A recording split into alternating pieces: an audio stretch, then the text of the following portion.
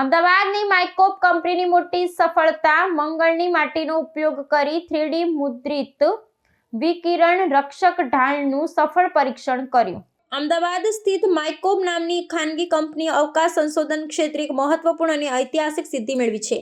કંપનીએ ભારતીય અવકાશ સંશોધન સંસ્થાનની ભૌતિક અનુસંધાન પ્રયોગશાળા અને આકાશ સ્પેસ સ્ટુડિયોના સહયોગથી મંગળ ગ્રહની માટી જેવા પદાર્થનો ઉપયોગ કરી એક ખાસ ત્રિપરિમાણીય મુદ્રિત રક્ષણાત્મક ઢાલનું સફળતાપૂર્વક નિર્માણ અને પરીક્ષણ કર્યું છે।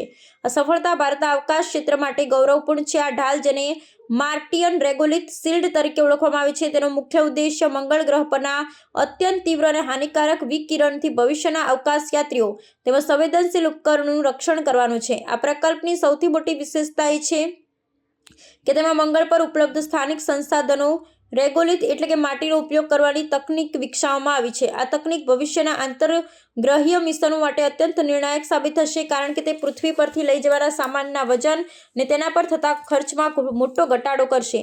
ગુજરાતમાં આવેલા મંગળ ગ્રહ જેવા કૃત્રિમ વાતાવરણ ધરાવતા સ્થળ પર આ ઢાલનું સફળ પરીક્ષણ કરવામાં આવ્યું હતું। આ સિદ્ધિ ભારતને એવા કેટલાક ગણ્યા ગાંઠ્યા દેશોની હરોળમાં મૂકે છે જેઓ અન્ય ગ્રહો પર માનવ વસાહત સ્થાપવા માટેની જરૂરી તકનીકી વિકસાવી રહ્યા છે। આ પ્રકલ્પની સફળતા ભવિષ્યમાં મંગળ પર સ્થાનિક માટીનો ઉપયોગ કરી આવાસો, ઉતરાણ માટેના સ્થળો અને અન્ય માળખાકીય સુવિધાઓના નિર્માણ માટેના નવા દ્વાર ખોલે છે અને અવકાશ ક્ષેત્રે ભારતની આત્મનિર્ભરતાને વધુ મજબૂત બનાવે છે।